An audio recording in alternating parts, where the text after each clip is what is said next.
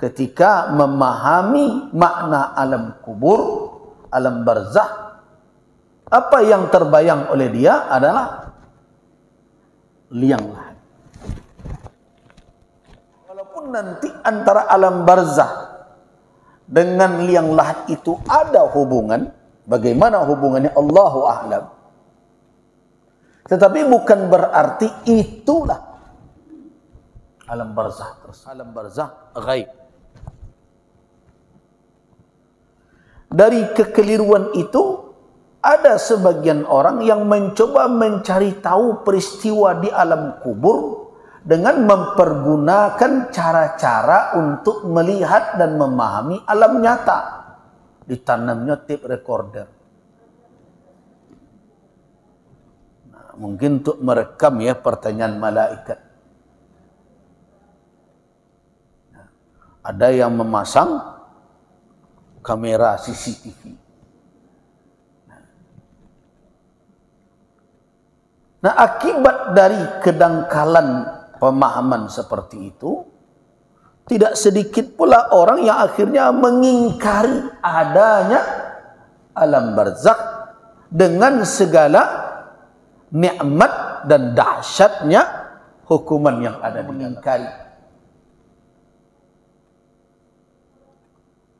Apa penyebab utama mereka mengingkari alam barzakh?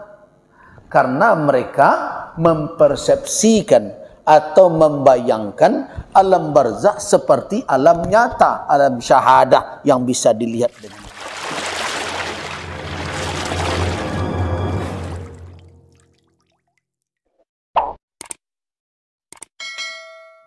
Assalamualaikum warahmatullahi wabarakatuh.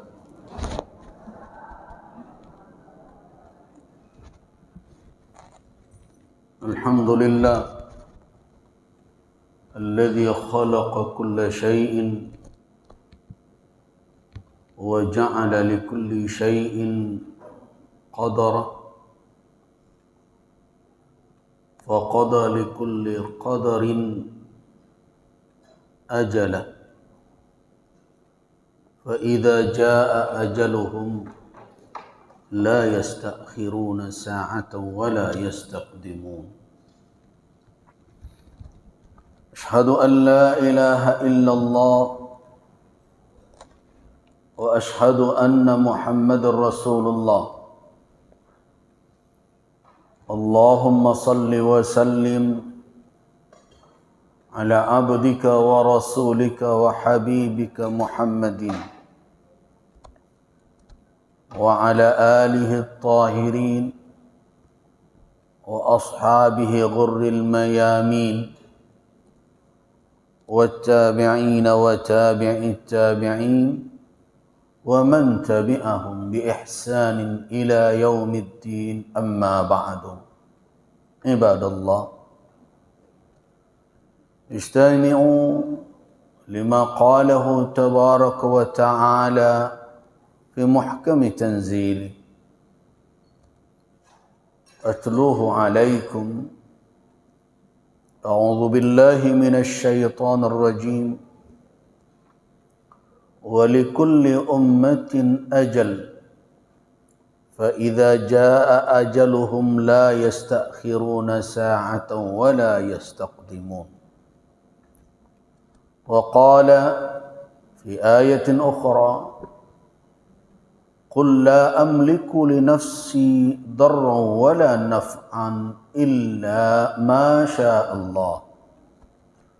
لكل أمة أجل إذا جاء أجلهم فلا يستأخرون ساعة ولا يستقدمون. وقال أيضا: ولولا يؤاخذ الله الناس بظلمهم ما ترك عليها من دابة ولكن يؤخرهم إلى أجل مسمى فإذا جاء أجلهم لا يستأخرون ساعة ولا يستقدمون. صدق الله العظيم. عباد الله رحمكم الله. melanjutkan pembahasan kita tentang al-imanu biyaumil akhir, iman dengan hari akhir. Al-imanu bil yaumil akhir atau dengan hari kiamat. Kita sudah menjelaskan tentang dalil-dalil yang menjadi hujjah atau alasan keyakinan kita kaum muslimin akan peristiwa datangnya atau terjadinya hari kiamat itu. Baik dalil-dalil yang bersifat wahyu atau dalil-dalil dari wahyu yang dinukilkan kepada kita, yang biasa disebut dengan dalil-dalil naqli, berupa Al-Quran dan sunnah Nabi sallallahu alaihi wasallam. Begitu juga dalil-dalil yang merupakan alasan penerimaan peristiwa itu dalam timbangan nalar manusia atau akal manusia, yang kita sebut dengan dalil-dalil akli. Jadi antara naqli dengan akli, naqli artinya naklun, yaitu yang dinukilkan, yaitu Al-Quran dan Sunnah. Akli adalah yang diolah, dianalisa dengan akal, tidak ada sedikit pun bercanggah dua timbangan itu. Nas dari Al-Quran dan Sunnah menetapkan bahwa hari akhir itu pasti datang. As-sa'ah atiyah, la raiba fi, tidak ada keraguan padanya. Dan akal manusia menerima keberadaan hari akhir itu. Bahkan kalau hari kiamat itu tidak ada, malah akal manusia menilai itu suatu kerancuan dalam kehidupan. Sebab akan terjadi ketidakadilan, di mana orang yang berbuat zalim dalam kehidupan di dunia mendapatkan segala keinginan syahwatnya sampai akhir hayatnya. Kapan orang yang seperti ini akan mempertanggungjawabkan perbuatannya yang menganiaya orang lain itu? Kalau tidak ada hari kiamat dan di hari itu dibalasi seluruh amal perbuatan manusia dengan sempurna, dengan seadil-adilnya. Jadi kalau tidak ada hari kiamat, jangankan nas, akal manusia saja tidak menerima kalau tidak ada hari kiamat. Karena di hari itulah ditegakkan timbangan keadilan. Jadi dengan menjelaskan dua sisi dalil itu, ada nas, ada akal, kita akhirnya bisa membuktikan bahwa keyakinan kita kaum muslimin atau yang kita imani di dalam akidah kita adalah sesuatu yang tidak bertolak belakang dengan nalar.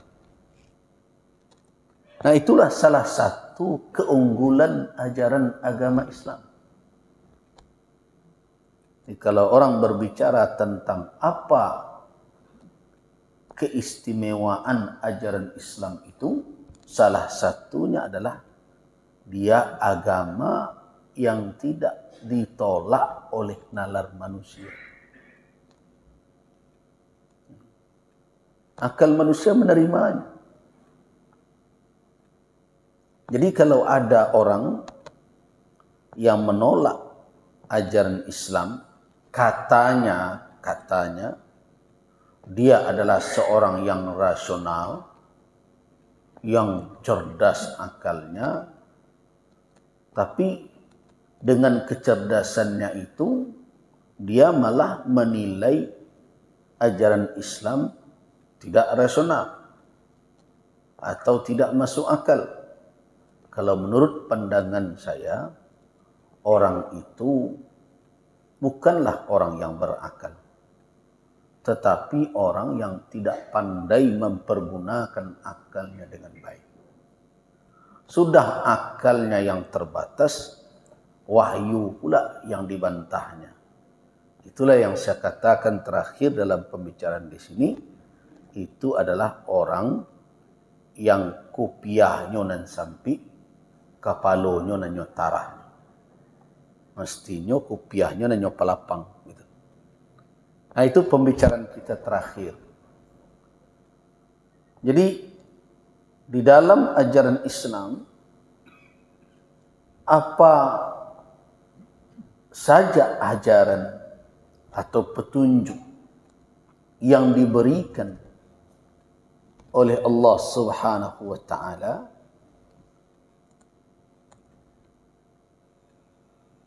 memiliki alasan.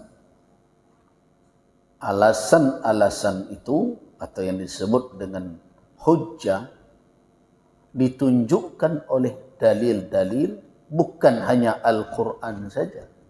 Ada orang yang kadang-kadang membatasi makna dalil itu dengan Al-Quran atau sunnah saja. Tidak. Dalil itu Al-Quran, sunnah, ijma', qiyas. Itu dalil. Kemudian ada dalil-dalil yang lain. Istihsan, istislah, kemudian qaulun sahabi, kemudian berikutnya adalah syar'u man qablana, kemudian uruf, kemudian istishab. Itu dalil-dalil. Jadi jangan ada yang membatasi dalil itu hanya sebatas Al-Quran. Mana Al-Quran? Ada pula orang yang berkata begitu. Jadi dia ingin setiap penjelasan itu disebut di dalam Al-Quran. Ya tidak mungkin.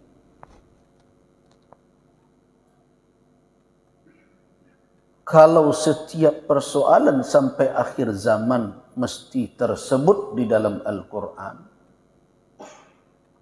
kira-kira tebal Al-Quran seberapa itu? Tidak akan terbaca.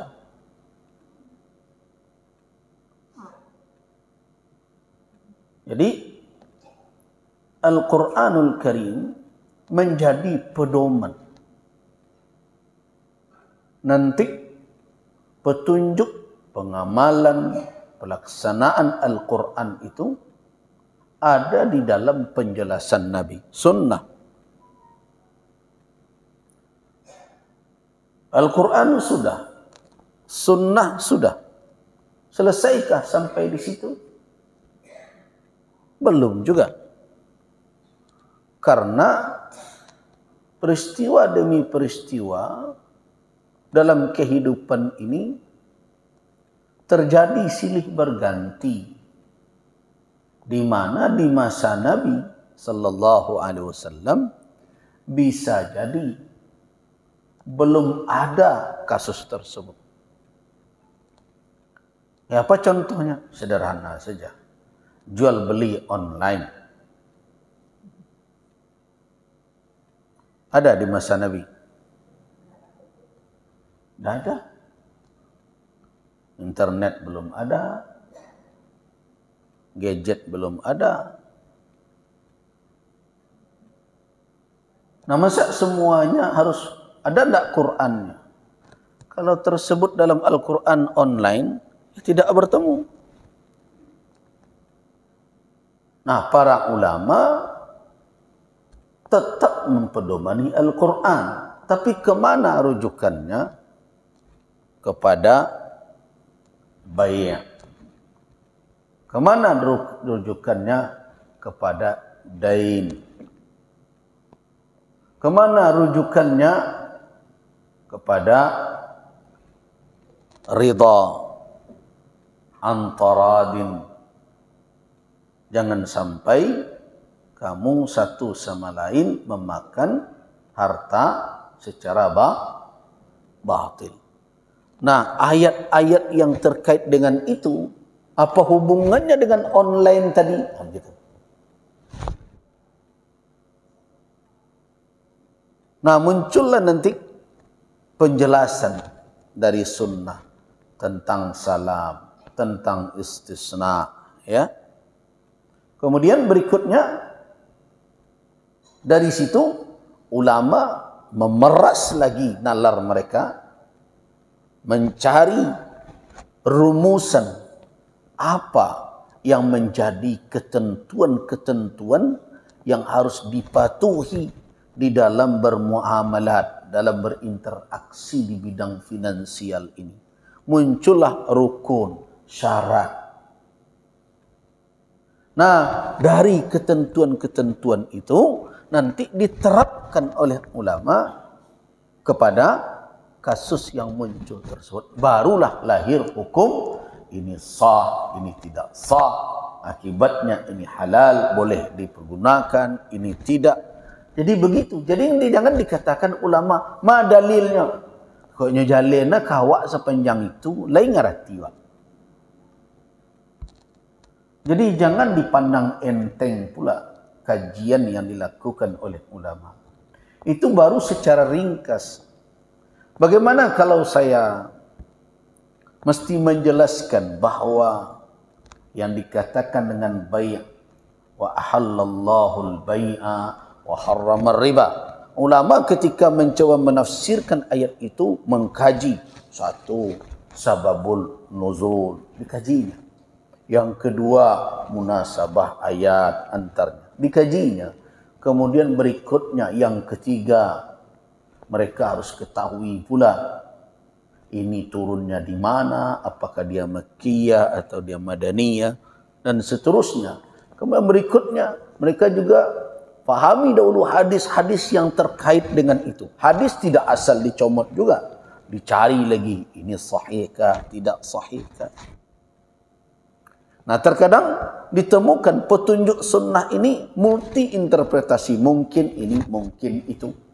Seperti ada hadis Rasulullah melarang bai'ataini fi bai'atin wahidah, dua jual beli dalam satu akad jual beli. Ini bagaimana penafsirannya, pemahamannya. Nah, lihat lagi penjelasan para sahabat. Dianalisa lagi, setelah hadis ini dianalisa apakah dia sahih atau tidak. Kemudian bagaimana petunjuknya. Kemudian difahami lagi bagaimana para sahabat memahami petunjuk Rasul, bagaimana prakteknya di tengah mereka. Kemudian berikutnya setelah dapat kesimpulan difahami lagi konsep yang berjalan saat ini. Apa sebenarnya yang terjadi? Bagaimana itu bisnis dijalankan? Seperti apa nanti kalau terjadi khusumat pertikaian antara mereka? Apa hal-hal yang mungkin menimbulkan gharar, penipuan dan berbagai macam. Nah, setelah itu dirumuskan, kemudian berikutnya baru dicocokkan dengan kesimpulan. Ini masuk tidak, memenuhi syarat atau tidak. Baru kesimpulan ulama mengatakan ini, apakah nanti dia katakan halal, ini akad ini sah, ini tidak sah. Nah, begitu. Nah, sebagai umat, mestinya kita menghormati yang perkara seperti itu bisa dijelaskan oleh ulama kepada orang-orang yang memang memiliki wawasan keilmuan yang minimal memahami pula hal itu. Minta istilah saja kadang tidak paham. Jadi karena itu ada satu hal yang saya gelisah melihat perkembangan akhir-akhir ini. Banyak umat yang tidak tahu lagi adab berfatwa dan meminta fatwa. Jadi kalau kita bertanya kepada ulama kita, maka ada adabul istifta namanya. Salah satu saja di antara yang diingatkan oleh ulama dalam adab meminta fatwa adalah tidak membenturkan antar fatwa. Saya sering mendengar orang bertanya, Buya tanya cie, kece ustaz itu sebenarnya tidak perlu. Tu kerajawa acok tu madu-adu ustaz. Kece ustaz itu model itu Buya banur Buya. Nah kadang Buya nan ditanya, dek karena Allah lupa puluh kaji bajawab puluh tu di luar ustaz kau berantuk-rantuk sini semua ini. Kalau dahulu ditegur itu orang yang bertanya seperti itu, tanya sajalah, tidak disebut, tidak perlu disebut fatwa orang lain. Nah, banyak. Kemudian adab yang satu lagi menuntut. Apa dalilnya? Jelaskan kepada saya sunnahnya. Nah, saya tanya lagi. Kalau saya sebutkan sunnahnya, bapak-bapak dan ibu-ibu tahu tidak ini sahih dan tidak sahih? Kan tidak juga. Kadang pepatahnya kecil sunnah. Oh iya, ada dalilnya sunnahnya. Padahal pepatah Arab. Nah jadi, harus dihadirkan kembali, kalau menurut saya, adabul istifta. Adab meminta fatwa supaya kehidupan kita ini nyaman, damai, dan ilmu itu betul-betul kita ambil dengan suasana yang tenang dan membuat kita saling rukun satu sama lain. Sebab di dalam buah ijtihad, kalau sudah dianalisa, pasti ada perbedaan-perbedaan pandangan. Tidak mungkin sama saja. Ya, seperti ada yang bertanya, ya benarkah bahwa ketika orang melipat tangan salat itu di sini yang sunnah? Kalau menurut saya tidak. Walaupun saya tidak menolak orang yang memilih, silakan memilih yang demikian. Sebab dalam bacaan saya 4 imam mazhab itu tidak ada yang menunjukkan melipat tangan ketika salat itu mendekat ke leher itu.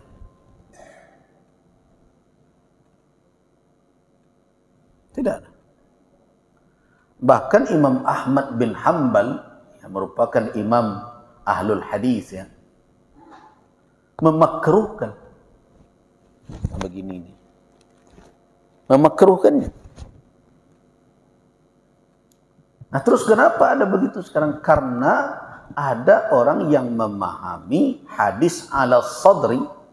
Jadi meletakkan tangan kanannya di atas tangan kirinya, ala sadri, di atas dada. Begini dia memahaminya. Di atas. Padahal imam-imam madhab itu memahaminya ala sadri itu adalah baina surrah was sadr. Antara pusat dengan dada. Jadi di atas pusat dengan di bawah dada. Kecuali ada lagi hadis lain yang mengatakan bahwa meletakkannya tahta surrah. Nah, para sahabat mengamalkan dua hal ini. Karena itu tidak kita temukan dari 4 madhab yang masyhur dalam kajian fikih. Jangan dikatakan bahwa mereka tidak merujuk hadis. Aneh pula ya. Para imam-imam itu orang-orang yang lebih mumpuni dari kita dalam perkara hadis, dalam memahami hadis. Apalagi Imam Ahmad yang punya kitab Musnad puluhan jilid itu. Nah, memahaminya begitu. Tentu ada saja perbedaan. Ada yang begini. Saya cuma ingatkan sudah, kalau memilih yang begitu, itu hak kita. Kalau memang nyaman dan yakin mendengarkan fatwa ulama yang memfatwakan demikian. Cuma satu yang saya ingatkan, jangan membatasi bahwa cara kita saja yang sunnah, cara orang lain tidak sunnah. Akhirnya kalau begitu 4 imam madhab jadi tidak mengikut sunnah dalam perkara itu. Kalau bagi saya itu mustahil. Kenapa? Karena mereka adalah fuhul, tokoh-tokoh besar dalam perkara sunnah, dalam perkara fikih. Nah, ini contoh. Ada saja perbedaan. Nah, ada sebagian yang kadang tidak bijak dalam menyampaikan pendapat fikih. Nah, karena umat hari ini juga tidak memahami bagaimana mestinya menyikapi perbedaan-perbedaan itu, malah menjadikannya perdebatan di ruang yang tidak ada di situ ulama yang akan menengahinya. Akhirnya jadilah debat palanta. Dan surang tak mengerti, dan surang tak lo paham. Suaranya sama-sama kari kedua. Nah, itulah yang terjadi. Itu contoh. Akhirnya main tuduh-tuduhan. Kamu tidak sunnah. Ini kamu anti madhab. Berbagai macam. Nah, jadi begitu para ulama memahami dalil. Jadi dalil bukan hanya sebatas Al-Quran dan Sunnah. Tapi ingat, dalil-dalil yang lain yang saya sebutkan tadi, ijma', qiyas, istihsan, istislah, qaul sahabi dan lain seterusnya sampai istishab, itu tidak keluar dari yang dua itu. Nah, itu yang perlu diyakini, bahwa dalil-dalil yang lain, ijma' kah, tidak akan bertolak belakang dengan Al-Quran dan Sunnah. Karena tidak ada ijma' kalau bertentangan dengan Al-Quran dan Sunnah. Tidak akan mungkin. Karena ijma' itu ada mustanadnya, ada sandaran. Bedakan ijma' dengan ijtima'. Kalau ijtima' ini namanya berkumpul. Ijtama'an nas, orang berkumpul. Tapi ijma' adalah suatu apa? Suatu cara yang ditempuh untuk melahirkan suatu kesimpulan hukum dengan mengeluarkan pendapat, pandangan, hujjah sehingga sampai kepada satu kesimpulan. Siapa yang melakukan ijma' tidak bisa dilakukan melainkan oleh orang-orang yang ahli dalam ijtihad.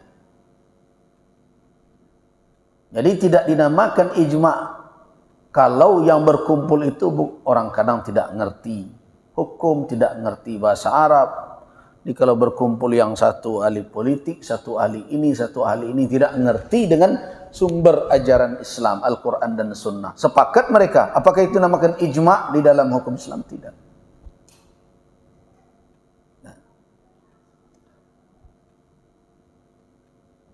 Di ijma' itu adalah ittifaq jami'il mujtahidina, kesepakatan seluruh mujtahid. Siapa itu mujtahid? Ahli ijtihad. Ahli, orang yang sudah memiliki keahlian dalam merumuskan hukum. Dari mana? Dari sumber-sumber ajaran. Dari Al-Quran dan Sunnah. Qiyas. Nah, dari situ mereka melahirkan hukum. Orang yang punya keahlian dalam hal itu. Nah, keahlian itu didapat setelah memenuhi persyaratan. Persyaratan mutlaknya apa? Memahami bahasa Al-Quran. Harus. Tidak bisa berijma' orang tidak ngerti bahasa Arab. Kenapa? Karena lughatul Quran wa lughatul sunnah. Bahasa Al-Quran dan bahasa sunnah itu adalah bahasa Arab.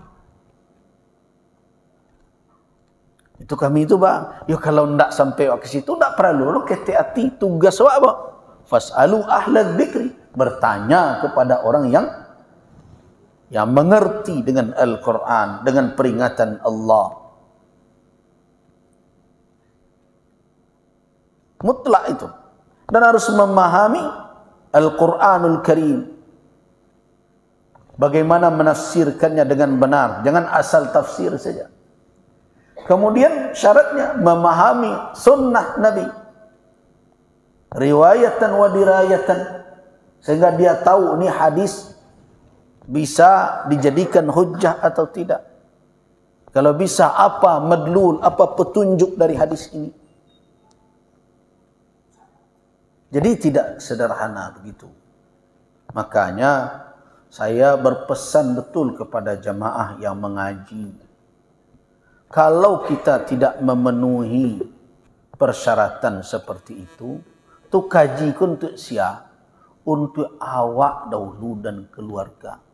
Jadi saya tidak ingin jamaah yang mengaji dengan saya di sini pulang keluar dari Masjid Al-Hakim tu orang lo ditunjuk. Lo dak batu lo tu. Tu awak sila dulu. Nah sekarang kan rajin begitu. Ngaji di pengajian, satu pengajian, habis itulah fatwa lo setengah halaman di WhatsApp. Itu. Nah, kadang dia nukilkan tulisan gurunya, orang pula yang disalahkannya. Jadi kalau kita tidak punya kemampuan untuk memahami petunjuk dari dalil orang, baru sekedar kita mendengarkan dan nyaman mendengarkan kesimpulan dari fatwa atau kajian ulama, pakaikan itu untuk diri kita dan keluarga kita. Cukup. Terus ingin pula berdakwah. Kalau ingin berdakwah, sampaikan perkara-perkara yang telah disepakati oleh ulama. Kalau terjadi ikhtilaf, balikkan ke ulama. Ndak awak lo nak bertangkar. Sampaikan. Oh jadi kami bisa ikut berdakwah? Bisa. Perkara apa? Mengajak orang solat ke masjid tu ndak ada ikhtilaf dah. Berdakwah. Menagahkan orang berjudi. Kan ndak ada ikhtilaf ulama. Jadi perkara-perkara yang ittafaq alaihi al-ulama, ulama sepakat atasnya, mari ikut kita menyuarakan, mencintai orang-orang yang taat, orang yang saleh, mengajak orang agar patuh kepada pemimpin yang taat kepada Allah Subhanahu wa taala, mengajak orang untuk datang ke majlis ilmu, mendengarkan kajian. Itu hal-hal yang sepakat ulama. Tapi kalau sudah sampai kepada perkara-perkara yang sifatnya khilafiyah, anda usah awak satu pula. Serahkan itu kepada para ulama. Tidak kau heboh perkara hal-hal yang di situ tidak sepakat ulama. Akhirnya apa?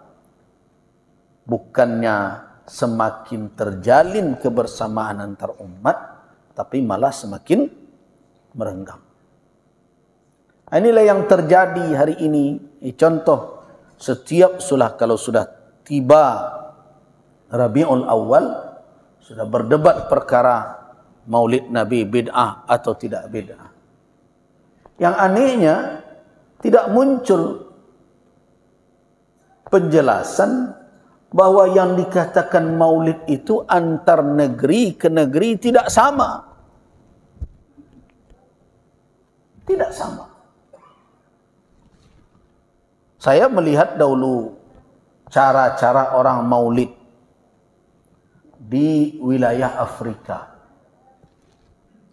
Mesir, Libya, sampai ke Mauritania. Di ujung Afrika sana, ibu kotanya Nouakchott. Nah, saya lihat. Dan saya melihat juga tradisi maulid di berbagai wilayah di Nusantara ini. Dan saya tentu melihat juga bagaimana maulid yang dilakukan oleh masyarakat banyak di Sumatera Barat. Nah, bagaimana meletakkan hukum satu untuk perkara yang berbeda-beda itu? Itu namanya hukum sapu rantau namanya. Ya tidak bisa. Ketika kita meletakkan suatu penilaian terhadap masalah yang satu sama lainnya sudah berbeda dalam pelaksanaannya, mesti ada tafsil, rincian. Tidak semua maulid itu berisi dengan perkara-perkara yang bid'ah di dalam agama. Kalau yang dimaksud maulid oleh banyak orang di Sumatera Barat ini adalah pengajian.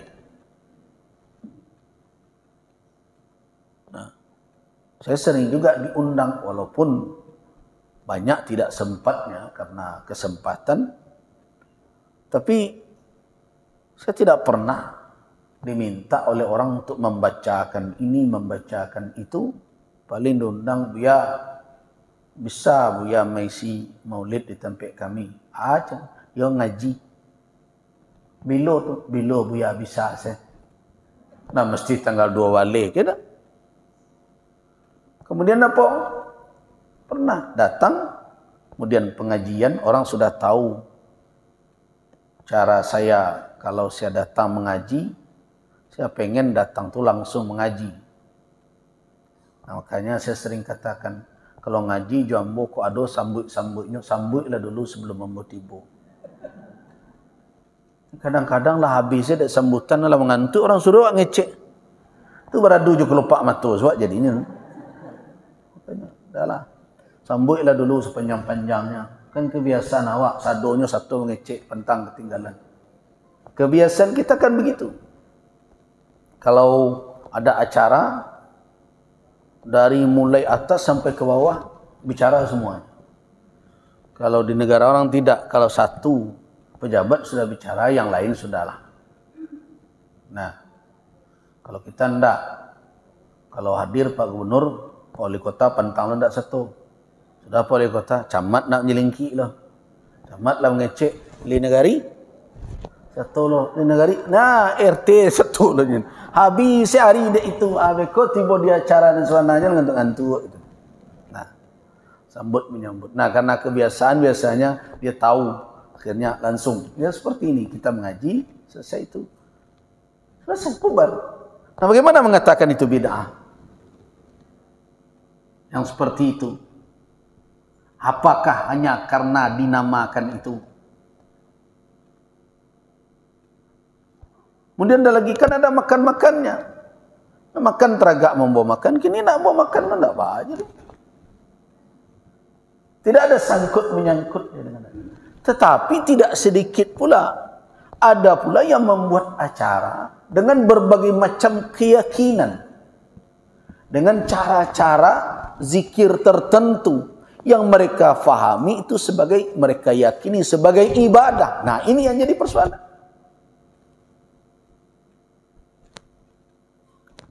Yang tidak bisa kita jawab hanya dengan siapa yang melarang berzikir la ilaha illallah. Iya, tetapi bagaimana keyakinan saudara-saudara di dalam mengamalkan itu? Siapa yang berhak mensyariatkan cara ibadah seperti itu di hari yang seperti ini dikhususkan? Tentu tidak ada yang berhak. Jadi karena itu hukum sapu rantau ini telah membuat kita berpecah belah. Nah karena itu saya berharap perdebatan-perdebatan itu dibawalah ke ruang yang agak khusus. So kalau umat banyak dilibatkan, maka bercampur baur sajalah. Kalau ada orang awak kadang-kadang diungkapkannya, kalau orang tak mengerti hanya mencalik satu sisi, sama-sama hijau, sama-sama bule, bisa sama onde-onde cuci kudu. Ini sama hijau, sama bule. Gitu. Nah jadi karena itu perlu dibawa ke ruang tersendiri, saling memahami. Karena memang ada bercampur, kadang seni, kadang sebagian seni. Ya kadang para ulama dahulu di dalam berdakwah, yang diajak itu bukan orang yang semuanya mengerti, tapi kadang butuh cara-cara tertentu untuk mendekatkannya. Ulama dahulu memahami bahwa ada sebagian anak muda yang mesti dirangkul. Dengan apa? Nah, mungkin ada dibawa dulu dengan bela diri. Dan ada sebagian untuk mengisi waktu. Kadang membuat ada seni tertentu. Mereka dalam bentuk berbaris, duduk rapi. Kemudian mereka ajarkan zikir-zikir yang jelas itu tidak bisa dimasuk dalam kategori ibadah mahdhah. Dengan cara begitulah berzikir. Kadang seperti bunga, kembang dan berbagai macam. Tentu kalau dicari dari petunjuk Rasul, kapan pula Nabi membuat zikir seperti itu dengan para sahabat. Tapi ketika kemudian generasi berikutnya menerima itu, mereka mungkin tidak menerima bahwa ini bukanlah ibadah secara khusus. Ini adalah mungkin dahulu teori-teori yang dipakai oleh para ulama untuk menarik anak-anak muda. Nah, tentu harus disisihkan, dipilah. Mana yang sebenarnya ibadah, mana yang tidak ibadah. Dan kalau sudah bergeser pemahaman orang, sehingga akhirnya hal yang menjadi wasilah sudah menjadi ghayah, maka sudah ada kewajiban ulama meluruskannya. Dan itu harus diterima dengan kelapangan dada. Nah ini, Bapak dan Ibu-ibu, jamaah rahimakumullah, dalil mesti kita fahami. Tetapi kemampuan umat dalam memahami dalil itu berbeda-beda, bertingkat-tingkat. Nah karena itu, bagi orang yang mengaji, nyaman dan tenang hati kita mendengarkan kesimpulan, ya amalkan. Tapi kalau kita tidak memahami latar belakang, kenapa Ustadz, Buya, ulama itu menyimpulkan hukum itu, maka cukup itu untuk diri kita, keluarga kita, dan orang-orang yang berada dalam tanggung jawab kita untuk mengarahkannya. Sedangkan orang banyak yang di luar dari kita dan keluarga kita, kembalikan kepada ulama untuk membinanya. Kalau mengatakan sudah sampaikan, habis dari itu tinggalkan perdebatan yang hanya akan menimbulkan saling membenci satu sama lain. Baik, kita kembali kepada dalil tadi. Jadi dalil akal dan dalil nakal.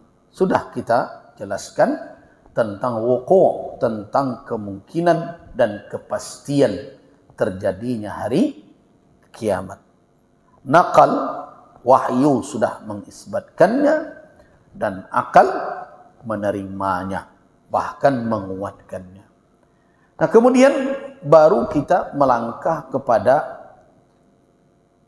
apa yang terjadi sebelum kiamat itu tiba, yang tidak mungkin atau tidak ada peluang orang untuk menghindarinya.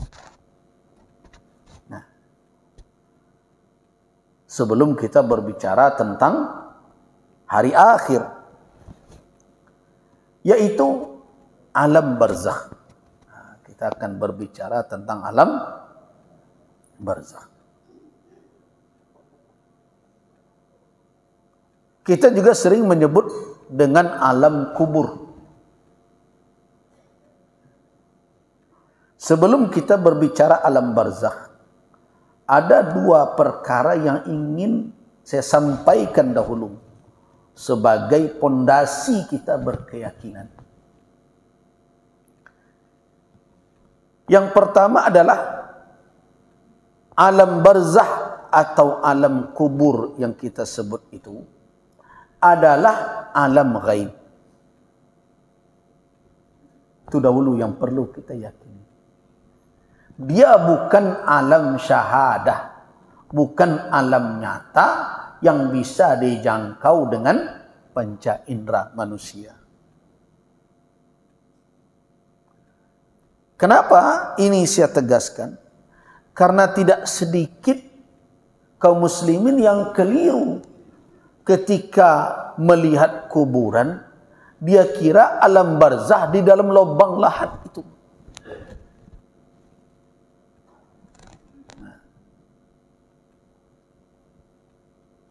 Tidak sedikit kaum muslimin yang keliru ketika memahami makna alam kubur, alam barzah, apa yang terbayang oleh dia adalah liang lahat. Walaupun nanti antara alam barzah dengan liang lahat itu ada hubungan, bagaimana hubungannya Allahu a'lam. Tetapi bukan berarti itulah alam barzah tersebut. Alam barzah ghaib. Dari kekeliruan itu, ada sebagian orang yang mencoba mencari tahu peristiwa di alam kubur dengan mempergunakan cara-cara untuk melihat dan memahami alam nyata. Ditanamnya tape recorder. Nah, mungkin untuk merekam ya pertanyaan malaikat. Nah, ada yang memasang kamera CCTV. Nah, akibat dari kedangkalan pemahaman seperti itu, tidak sedikit pula orang yang akhirnya mengingkari adanya alam barzakh dengan segala nikmat dan dahsyatnya hukuman yang ada di dalamnya. Jadi ada orang yang mengingkari. Apa penyebab utama mereka mengingkari alam barzakh? Karena mereka mempersepsikan atau membayangkan alam barzakh seperti alam nyata, alam syahadah yang bisa dilihat dengan mata. Itu pangkal masalahnya itu. Sehingga mereka tolak. Tidak ada apa-apa.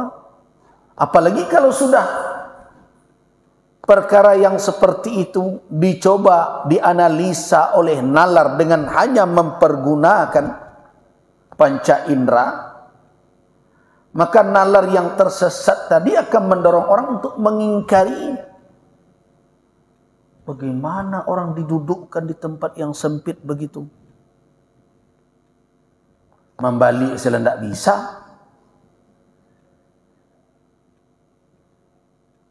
Di dalam riwayat-riwayat yang ada, mereka didudukkan, mereka diberikan nikmat, kalau saleh mereka diazab. Bagaimana di tempat yang sempit? Nah, karena kedangkalan pemikiran seperti itu, akhirnya mengingkari. Atau ada pula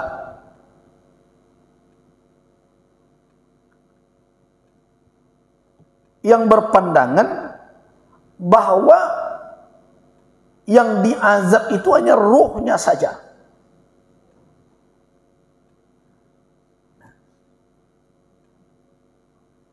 Tidak mungkin azab itu akan menimpa jasad karena sudah terpisah antara ruh dengan jasad. Nah, kesimpulan-kesimpulan yang singkat itulah yang kemudian menjadi landasan-landasan keyakinan. Nah, itu pertama dulu yang perlu diluruskan. Alam barzakh adalah alam ghaib. Dan ia merupakan manzilah, al-manzilatul ula, merupakan stasiun pertama, atau boleh dikatakan halte pertama persinggahan manusia, yang kemudian setelah itu akan berproses nanti setelah tibanya hari kiamat, yang tujuan akhirnya nanti bisa surga atau neraka. Itu proses. Jadi itu adalah ghaib, bukan syahadah, bukan nyata. Disia-sia juga kalau kerjanya memasang CCTV di liang lahat.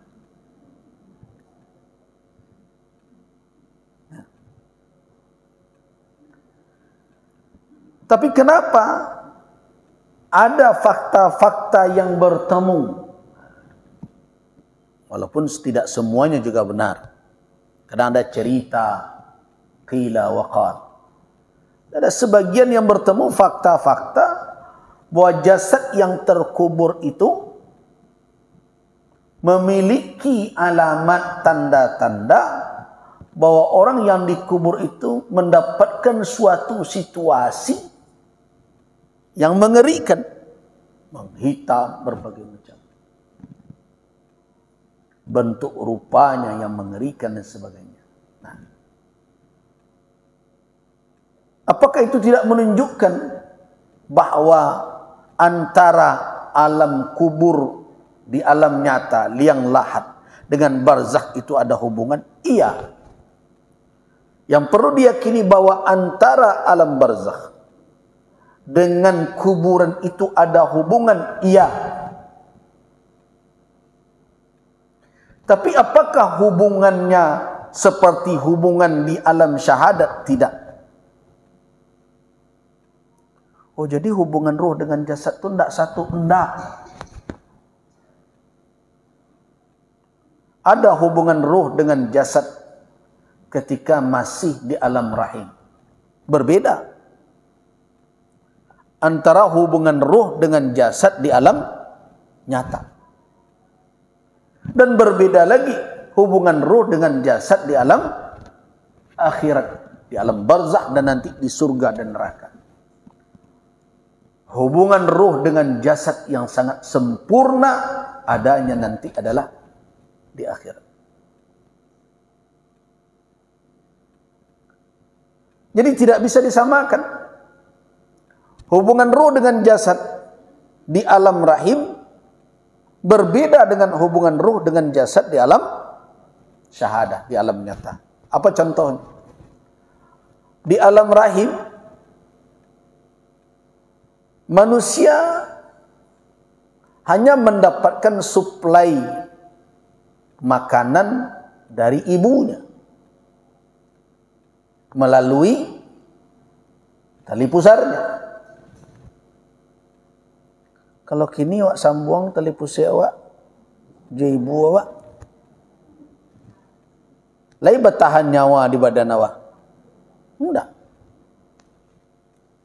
Tapi dalam kondisi seperti itu, janin tumbuh menjadi utuh dan hidup, memiliki jantung sendiri, organ tubuh sendiri yang bisa didengarkan, bahkan bisa dirasakan oleh ibu yang hamil. Itu hubungan di alam rahim. Kalau dibawakan hubungan itu disamakan dengan alam syahadah, tidak hidup manusia. Jadi kalau kita memahami suatu perkara di alam yang berbeda dengan pemahaman dan ukuran yang sama, maka keliru itu di dalam berpikir. Nah, itu namanya taswiyatul al-mukhalifat, namanya al-mukhtalifat, menyamakan perkara-perkara yang bertikai, itu tidak benar. Yang saling berbeda harus difahami dengan berbeda. Jadi alam rahim dengan ketentuan-ketentuan sunnatullah di alam rahim juga, alam syahadah, alam nyata seperti kita ini, kita makan, kita minum, sebagaimana di alam syahadah, begitu juga nanti di alam akhirat. Jadi tidak usah pusing memikirkan bahwa orang makan dan minum di surga apa saja yang dia inginkan, tetapi tidak ada kotoran di surga itu.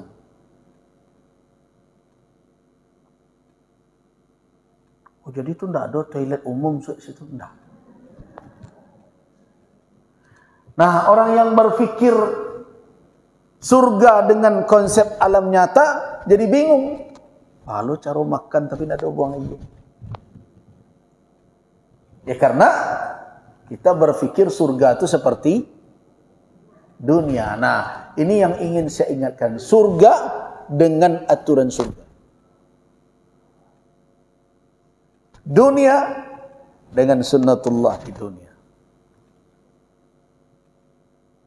Di alam rahim, kan bayi janin makan kan melalui ibunya. Buang air dia.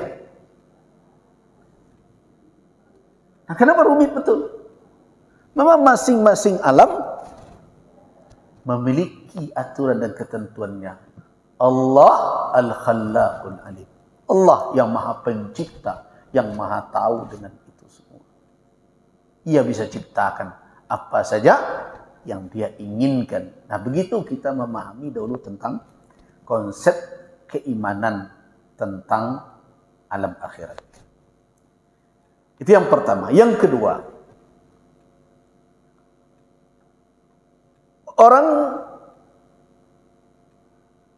sebagian ada yang menyaksikan tentang keberadaan alam barzakh. Dia katakan bahwa tidak ada di dalam Al-Quranul Karim. Ini juga pandangan yang tidak benar. Al-Quranul Karim telah menyebutkan secara sharih tentang keberadaan orang setelah meninggal di alam barzakh itu. Di mana ditemukan? Dalam surah Al-Mu'minun. Perhatikan surah Al-Mu'minun. Kata barzakh itu ada pada ayat 100. Tapi untuk memahaminya lebih baik baca dari ayat sebelumnya, ayat 99. Apa kata Allah Subhanahu wa taala? Hatta idza jaa ahadahumul maut qala rabbirji'un la'alli a'malu salihan fima tarak kalla innaha kalimatun huwa qailuha wa min waraihim barzakhun ila yaumi yub'atsun. Kata Allah Subhanahu wa taala dalam surah Al-Mu'minun ayat 99 dan ayat 100. Terjemahannya dalam bahasa kita, hatta idza jaa, sehingga apabila telah datang, ahadahum, kepada salah seorang mereka, al-maut, kematian. Kematian ini pasti. Nah, nanti akal bisa menerima atau tidak menolak dengan analisanya bahwa alam barzakh itu ada karena ada fakta yang tidak bisa dibantah oleh akal. Apa faktanya? Setiap orang, setiap makhluk yang memiliki nyawa, nafsun, pasti akan merasakan kematian. Itu fakta. Saya rasa tidak ada yang berbeda pendapat kita di sini. Tak ada yang membantah. Dan itu tidak kemati, tidak ada. Kullu nafsin dha'iqatul maut. Nah, sudah sekian banyaknya orang yang telah mendahului kita. Dan sampai hari ini, kiamat yang pasti akan datang itu belum lagi terjadi. Ya kan, itu fakta. Pertanyaannya, di manakah orang-orang yang telah tiada itu? Nah, disitulah akal menemukan ruang kosong. Kalau tidak ada alam barzakh, terus di mana mereka? Jadi pertanyaan akal itu, itulah yang dijawab oleh nas. Hatta idza jaa ahadahumul maut, sehingga apabila telah datang kepada salah seorang mereka kematian, qala rabbirji'uni, ia berkata, wahai Tuhanku, irji'uni, kembalikanlah aku. Kembalikan aku menunjukkan bahwa mereka telah meninggalkan alam dunia. Kalau tidak tu tak minta baliknya. Kalau lagi di alam dunianya, mengapa sudah balik? Mengapa minta balik? Mereka minta kembali, tandanya mereka sudah berpindah. Mereka minta dikembalikan. Apa harapan mereka kalau dikabulkan permintaan itu? La'alli a'malu salihan. Jadi orang tadi berharap, mudah-mudahan aku beramal saleh. Fima taraktu, dalam apa saja yang telah aku tinggalkan. Jadi amal saleh yang dulu dia berkesempatan untuk melakukan, tapi dia tinggalkan. Keinginannya untuk kembali itu memperbaiki yang lalu, yang luput darinya.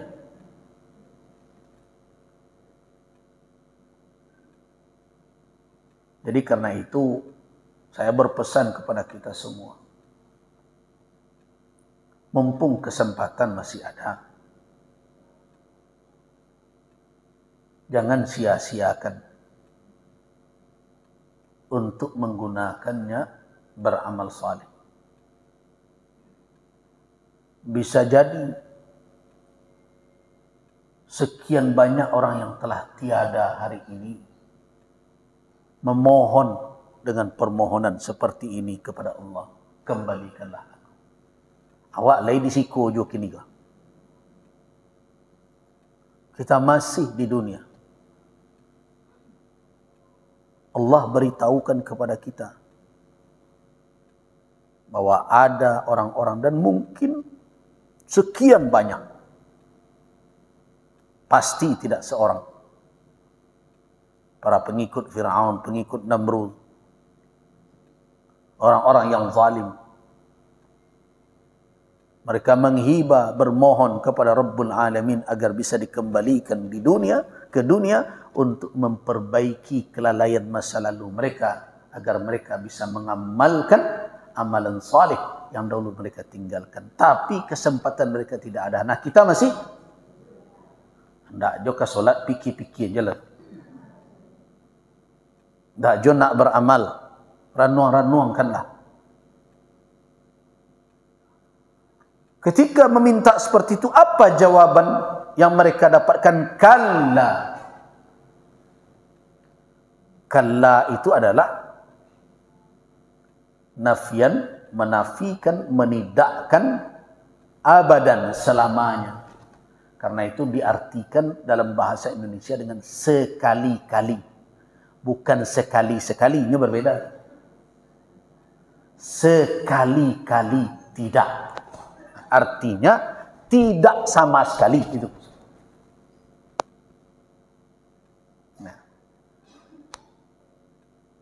Innaha kalimatun huwa qailuha. Sesungguhnya hanyalah itu kalimat yang terucap saja. Hanya itu yang bisa mereka lakukan. Hanya itu yang bisa dilakukan oleh orang yang dikatakan oleh Allah tadi. Hatta idza jaa ahadahumul maut. Itu hanya kalimat itu yang bisa mereka. Hanya penyesalan begitu lagi yang bisa. Lebih dari itu tidak. Kalla. Artinya apa? Bermohon, menghibah tidak dilarang, tetapi keinginan tidak diwujudkan. Abaralah kepadiahnya tu. Kandak boleh, tapi babarian tidak. Kalau dalam pituah awak, ketika beralik, kandak boleh, pinta berlaku. Kalau ikut tak, bakandak boleh, meminta boleh, tapi kandak tidak babarian lain. Dan pinta tidak ke dipelakukan. Kenapa? Ketentuan jauh-jauh hari sudah diberitahukan oleh Allah. Bapak dan ibu-ibu ingat ayah dari Jabir bin Abdullah yang gugur dalam peperangan Uhud. Ketika Nabi SAW melihat putranya Jabir bin Abdullah bersedih ditinggalkan oleh ayahnya yang syahid, karena dia harus memikul beban berat, iyal, dain, keluarga, hutang yang harus disandang. Akhirnya Nabi memberikan berita gembira kepada Jabir tentang bagaimana nasib ayahnya di akhirat. Ala ukhbiruka, maukah aku beritahukan kepada engkau wahai Jabir bagaimana ayahmu disambut sekarang ini? Mau ya Rasulullah. Apa kata Rasul? Ma kallamallahu, Allah tidak pernah berbicara dengan ahadan, dengan seorang pun dari makhluknya, illa melainkan bainahu wa bainallahi hijab, antara dia dan Allah ada hijab, ada pembatas. Nah, karena itu pendapat jumhurul ulama ketika Nabi sallallahu alaihi wasallam berhadapan dengan Allah di Sidratil Muntaha ketika Isra dan Mi'raj, apakah Nabi melihat zat Allah? Pendapat jumhur mengatakan tidak. Berdasarkan kepada hadis pertanyaan sahabat kepada Nabi, hal ra'aita rabbak, apakah engkau melihat Tuhan engkau ya Rasul? Apa jawaban Rasul? Nurun anna arah. Nur, cahaya saja yang tampak, bagaimana saya akan melihatnya. Nah, Al-Imam An-Nawawi rahimahullah ketika mensyarahkan hadis ini menjelaskan bahwa nur itu adalah hijab. Hijab antara Allah dengan makhluknya. Jadi ada sebagian orang yang berzikir kadang-kadang nampak itu dikiranya dia melihat Tuhan. Ada sebagian orang yang itu nur, cahaya saja. Nah, Nabi Musa melihat? Tidak. Nabi Musa hanya melihat alamat kekuasaan Allah ketika melihat ke gunung. Gunung itu bergetar, pingsan Nabi Musa.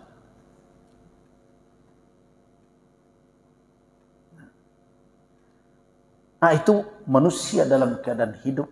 Makanya dalam keadaan hidup di dunia dengan kehidupan duniawi, pendapat jumhur ulama tidak mungkin melihat zat Allah. Tetapi setelah kematiannya, ya mungkin. Itu makanya dikatakan oleh Rasul, Allah tidak berbicara dengan seseorang pun melainkan antara dia dengan hamba ada hijab. Tetapi sekarang wahai Jabir, innallaha kallama abaka kifaha, berbicara dengan ayahmu kifahan, berhadap-hadapan, tidak ada antara hamba dengan Allah hijab. Begitu nikmatnya orang yang syahid, melihat langsung. Dan dalam riwayat lain dikatakan melihat zat Allah itu adalah nikmat yang terindah kelak yang diterima, dan paling tidak ada lagi nikmat di atas itu oleh penduduk surga yang dirasakan. Tapi ayah Jabir telah menerimanya dulu. Nah, ketika dia merasakan itu diminta, sal, minta wahai Abdullah bin Haram, minta kepadaku. Aku berikan. Nah, permintaan ayah Jabir apa? Hidupkan dia kembali, kemudian dia berperang lagi, berjuang lagi di jalan Allah, dan mati syahid lagi supaya dapat lagi nikmat seperti itu. Keinginan dia. Tapi apa? Allah Subhanahu wa taala menjelaskan ketentuan. Sudah berlalu, sabaqat kalimati, kata Allah, itu tak bisa. Kenapa? Sudah terdahulu ketentuan Allah bahwa orang-orang yang telah ada di sini la tarji'un, tidak akan, la yarji'una, tidak akan kembali lagi ke dunia. Jadi karena itu di dalam keyakinan umat Islam tidak ada orang yang sudah meninggal jalan-jalan.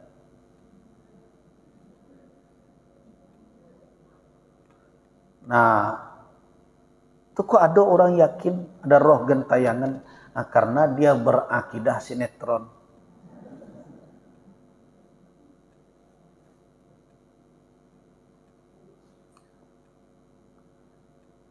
Ada pula yang berkeyakinan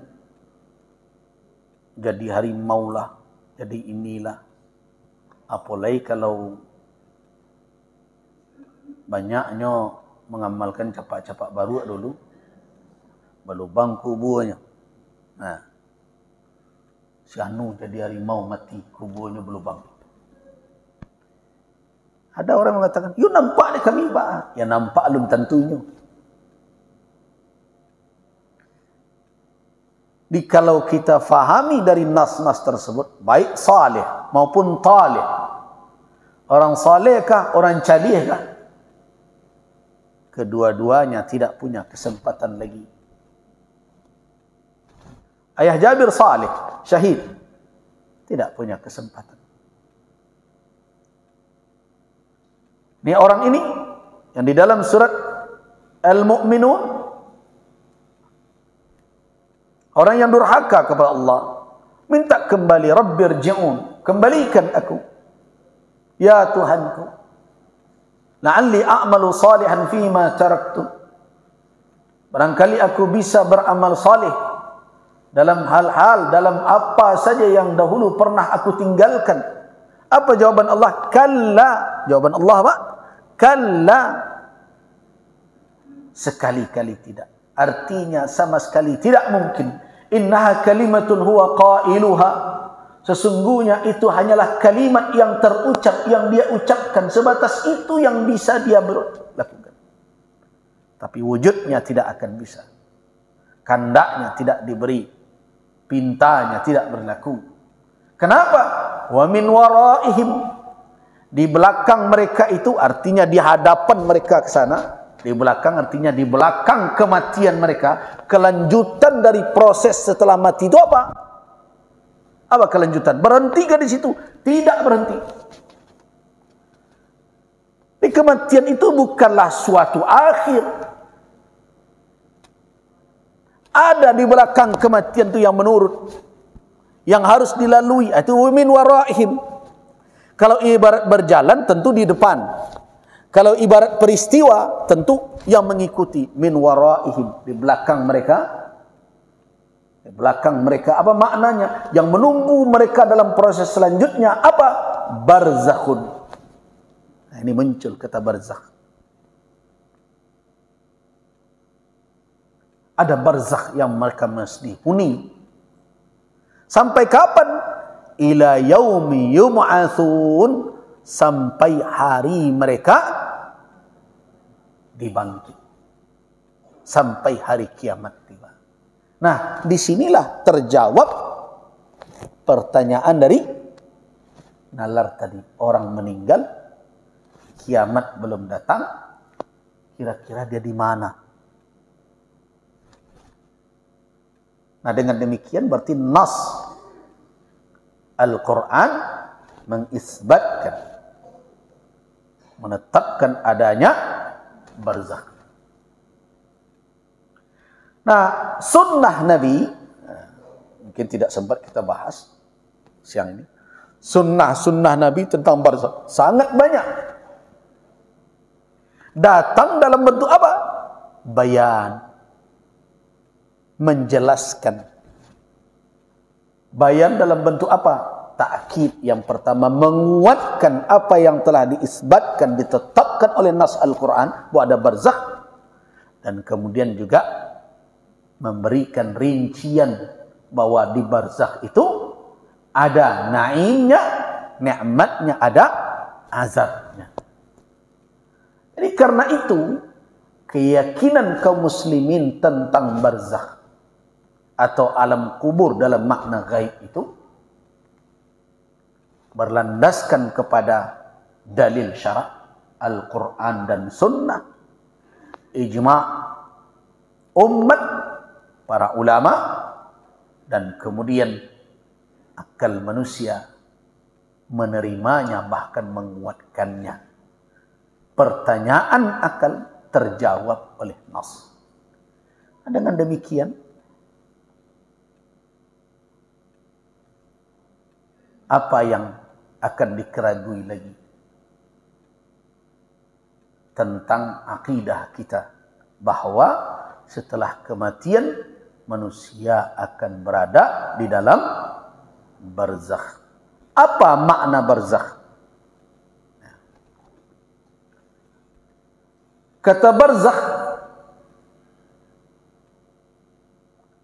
al-hajizu wal-hajibu baina syai'ain likai la yasila ahaduhuma ila al-akhar. Nah, yang dikatakan barzakh adalah al-hajiz. Hajiz adalah pagar, pembatas. Hajib, penghalang. Baina syai'ain, antara dua bagian, likai la yasila, agar yang satu dengan yang lain tidak saling bersambung.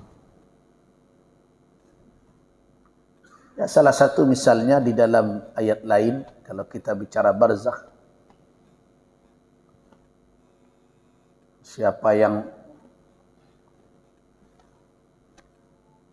membaca surat Al-Furqan dan Ar-Rahman akan bertemu juga.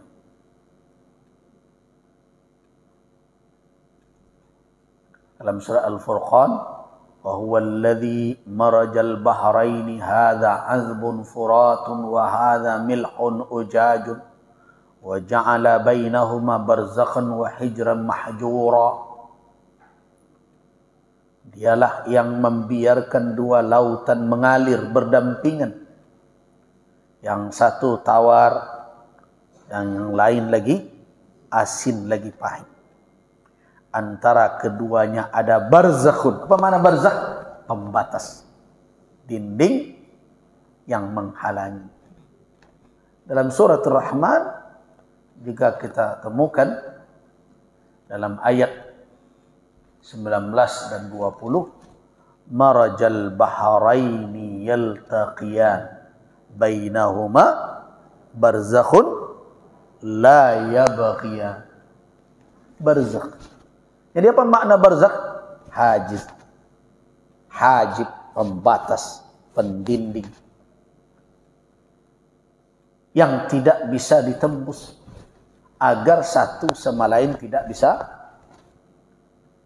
saling bercampur.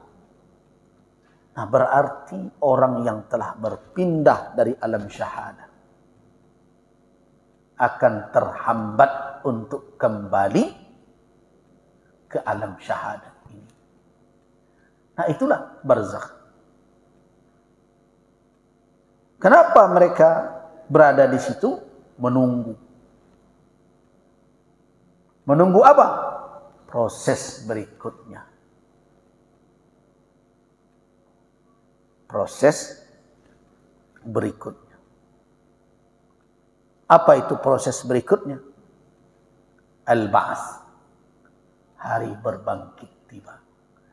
Nah, di dalam proses itulah, menunggu itulah, Allah Subhanahu wa ta'ala berdasarkan kepada Al-Quran dan Sunnah, kita yakini menjadikan tempat itu ada na'imnya, ada nikmatnya, dan ada syaqa, sengsaranya.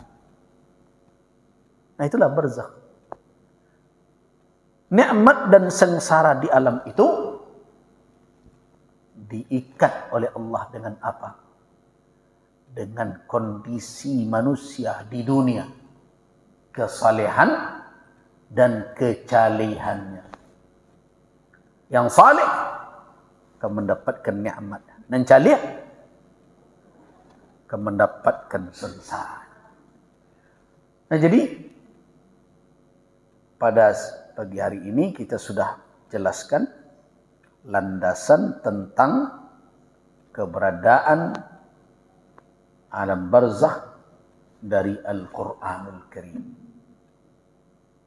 Nah, pertemuan berikutnya tentu alam barzakh dalam sunnah Nabi sallallahu alaihi wasallam. Terus berikutnya apa? Ya, selesailah sudah pagi ini. Kawan dan ibu-ibu jemaah rahimakumullah, kita cukupkan dahulu Ilo putihnya kaji, dah do putih-putihnya dah.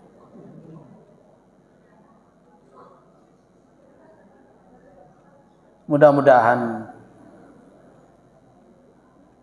keimanan kita semakin bertambah dan berbagai macam keraguan, kesangsian terhadap perkara-perkara yang wajib kita imani semakin hari semakin terkikis hendaknya. Amin ya rabbal alamin. Kita cukupkan sampai di sini. Wa dan ibu jemaah rahimakumullah. Saya masih ada kegiatan untuk ke Solo dan terus ke Solo Selatan. Mohon maaf sampai jam 11:30 saja. Waffaqanallahu wa iyyakum lima yuhibbuhu wa yarda. Wabillahi taufiq wal hidayah. Wassalamu alaikum warahmatullahi wabarakatuh.